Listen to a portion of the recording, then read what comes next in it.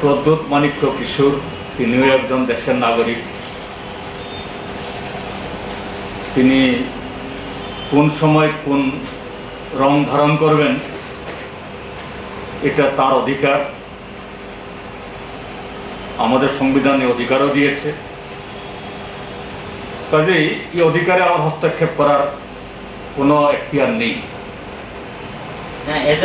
না, আমি বলছি হ্যাঁ। তাছাড়াও আমাদের দেশে রাজতন্ত্র না থাকলেও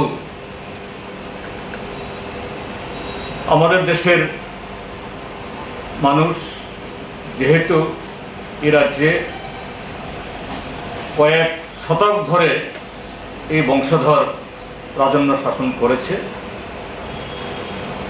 মানুষের একটা শ্রদ্ধা ভক্তি, তাদের কোনো কন্ট্রিবিউশন না থাকলেও বাই ডিফল্ট তারা এটা ভোগ করেন।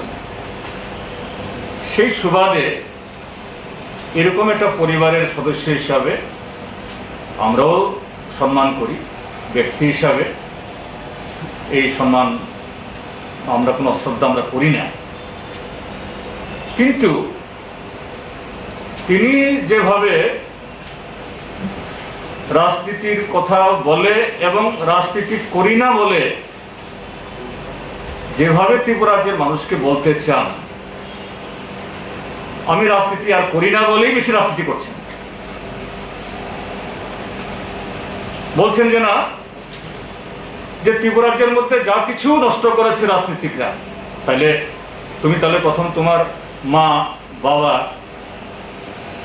দুজনেই কংগ্রেস দলের সাংসদ ছিলেন, মা মন্ত্রী ছিলেন, তাদের সমালোচনা করো, তাদের ভূমিকাকে তুমি নিন্দা করো। তাদের সময়তে ত্রিপুরার যে ট্রাইবেলদের সবচেয়ে বেশি ক্ষতি হয়েছে, অধিকার ক্ষুণ্ণ হয়েছে। আবার তুমি একটা রাজনৈতিক দলের সভাপতি তুমি ছিলে, একটা ইস্যুতে একজন নেতার সাথে মনোমালিন্য হয়ে তুমি পদত্যাগ করলে।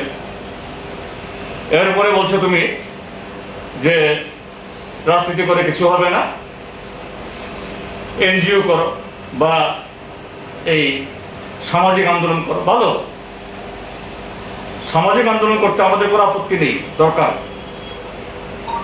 যদি সত্যি মনের প্রাণে আন্তরিকভাবে এবং অনেস্টলি যদি সত্যিই ত্রিপুরা রাজ্যের যে ত্রিপুরী জনগণের ভাষা সংস্কৃতির বিকাশে রাজবাড়ির একজন সন্তান যদি ভূমিকা গ্রহণ করে, really that will B a big thing. আমি এটা ফ্লাট করার জন্য বলছি না। এটা রাজবাড়ির ছেলে যদি ককবরক ভাষার বিকাশে, যারা যে রাজবাড়ি ককবরকটাকে ডুবিয়েছে এবং সেই ডুবন্ত ইয়ার অংশ হিসেবে তিনি আজও খুলুঙ্খা কাহাম তন্দি বাদে আর 2-4টা ওয়ার্ড বাদে কিছু জানেন না, হিন্দি আর ইংরেজি ছাড়া কিছুই বলতে পারেন না। যাই হোক, অন্যভাষী হলেই আমার মাতৃভাষাকে ভালোবাসতে পারেন না কথা না, ভালোবাসেন। আমি এই ক্ষেত্রেতে I am with Pradyot Manikya Kishore. তিনি ককবরকের বিকাশ চান, ককবরক সংস্কৃতির বিকাশ চান, ডেফিনেটলি উই অ্যাপ্রিসিয়েট। কিন্তু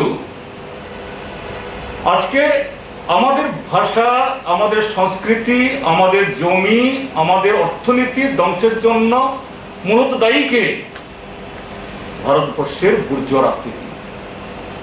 এবং আজকে নরেন্দ্র মোদীর নেতৃত্বে বিজেপির যে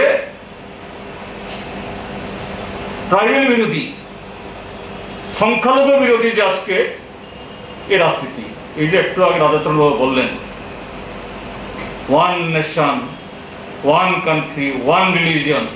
আরে ভারতবর্ষ কি করে তুমি এটা করবে? এই দেশে 1600 ভাষা আছে, 1600 ল্যাঙ্গুয়েজ আছে দেশে, 3000 কালচার আছে দেশে। আর তুমি বলছো তার মানে সবাইকে হিন্দি শিখতে হবে? প্রদ্যোৎ মাণিক্য কিশোর তো এই সম্পর্কে একটা কথাও বলেন না।